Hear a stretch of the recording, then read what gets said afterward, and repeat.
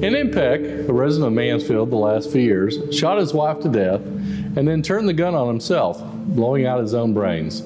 The tragedy occurred at their home here in the east section of town, presumably between 11 and 12 o'clock on Monday, but their bodies were not discovered until Tuesday afternoon around 2:30. A .38 Smith & Wesson revolver was used. Peck was 61 years old and his wife was 59. Not to gossip, but Mrs. Peck has been a resident for Mansfield for many years, and prior to her marriage to Peck, she was the wife of John Sutherland, and Mr. Peck was a boarder in the Sutherland house.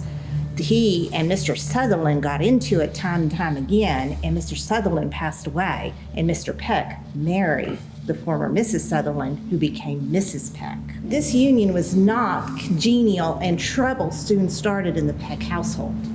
Mr. Peck is said to have abused his wife and threatened her life on numerous occasions prior to the tragedy, that he possessed an ungovernable temper and was extremely jealous of his wife, who is well known among everybody in Mansfield. Mr. Peck and Mrs. Peck had been married for about 5 years, and they had come to a parting of the ways, and Mrs. Peck had even made arrangements to leave Tuesday morning. But Mr. Peck made the remark that if she left, they would leave together, indicating that the deed was premeditated as executed. The bodies were discovered by Elvira Williams, and Elvira Williams went to go get some milk from the Peck's house.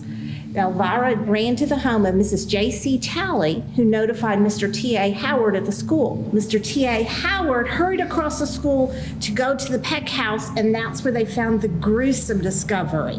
He immediately notified the Justice of the Peace, Homer, who went to the Peck home. And after making a thorough investigation, a jury was impaneled and an inquest was held.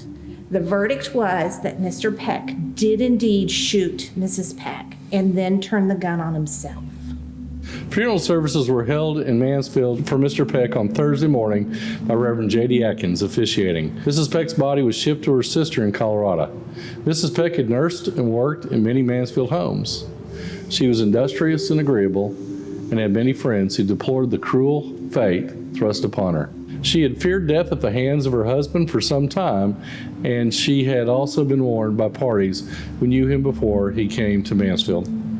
So if you've ever walked down Main Street at night and experienced that eerie feeling that somebody has been watching you, it may have been Mrs. Peck.